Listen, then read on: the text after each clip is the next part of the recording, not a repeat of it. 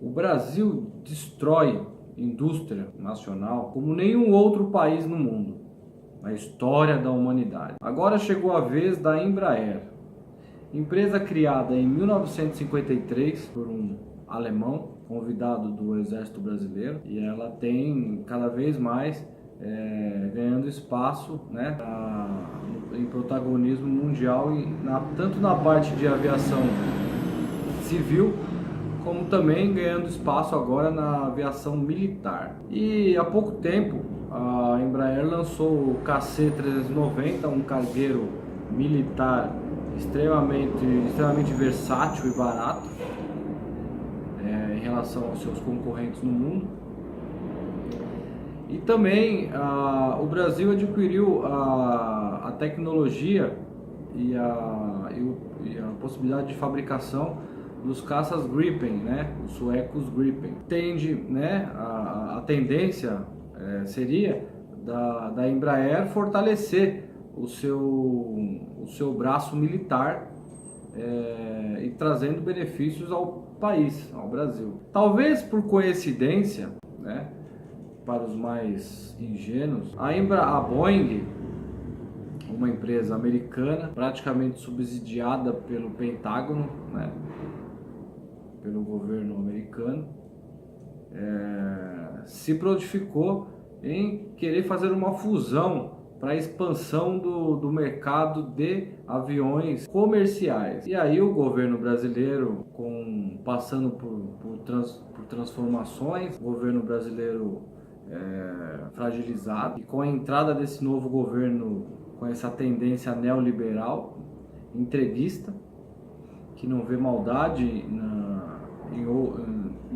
vê muita maldade em alguns países, extremamente malicioso em relação a alguns países e extremamente ingênuo em relação a outros países, né? O Brasil, hoje o governo Bolsonaro é extremamente malicioso e até preconceituoso com governos como a China, como o Irã, e etc, né? E extremamente Rússia, e extremamente benevolente e ingênuo até, ingênuo entre aspas, tá? Em relação aos governos de Israel, os governos dos Estados Unidos principalmente. Então essa fusão, aos olhos dos governantes brasileiros atuais, é simplesmente um acordo comercial que trará benefícios à Embraer, né? E nós, nacionalistas, enxergamos que isso é uma total e absoluta entrega das tecnologias do KC-390, das tecnologias da Embraer, e principalmente dos caças Gripen, né?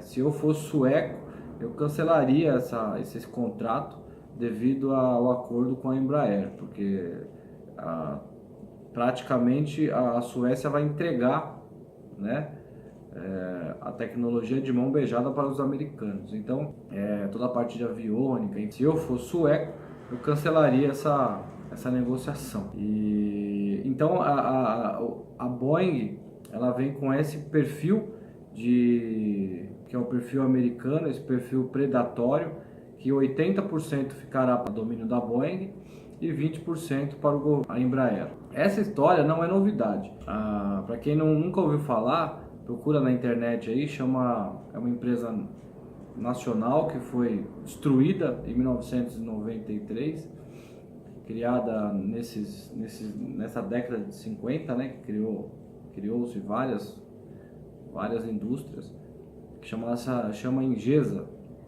Essa empresa, ela era uma empresa especializada em veículos bélicos blindados, né, que criou o Urutu, Cascavel, tudo na época dos anos 70, 80, e eram blindados anfíbios, né? Você deve ter visto já que aqueles blindados que tem as rodas de um pneu normal e com a ponta 50 em cima, que ainda flutuam.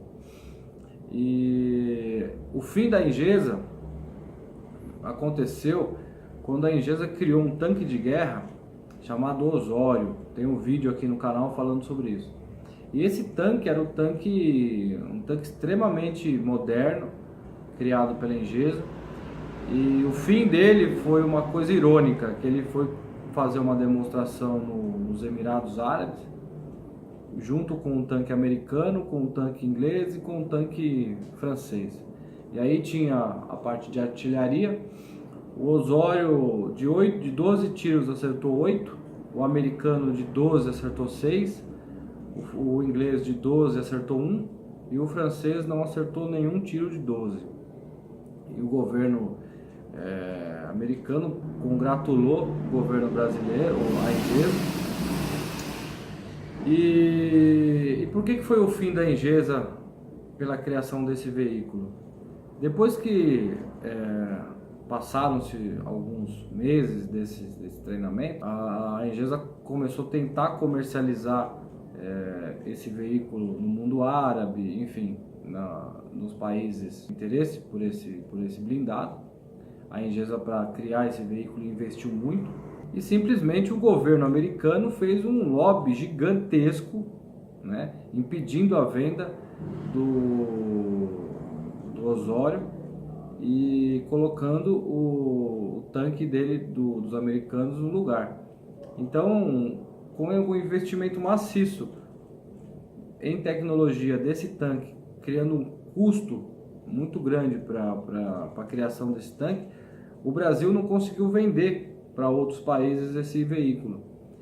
Isso acarretou na falência da Engesa em 93, diretamente ligada a esse embargo, entre aspas, né, esse lobby, e criou esse problema gigantesco para o nosso país, né? A Engesa chegou a empregar 5.000 funcionários e simplesmente decretou falência, graças ao protecionismo americano e essa política predatória. Infelizmente, nós estamos fadados a trabalhar para as multinacionais, gerar riqueza para eles e eles levarem o dinheiro para o povo deles, né? Para os países de origem. Não se engane se você acha que, se você trabalha numa multinacional, você está ajudando o seu país. Pelo contrário, você está fazendo o seu país sangrar.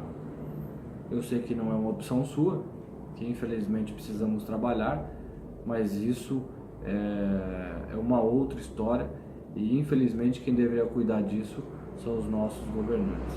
Beleza, gente? Um abraço, fica com Deus.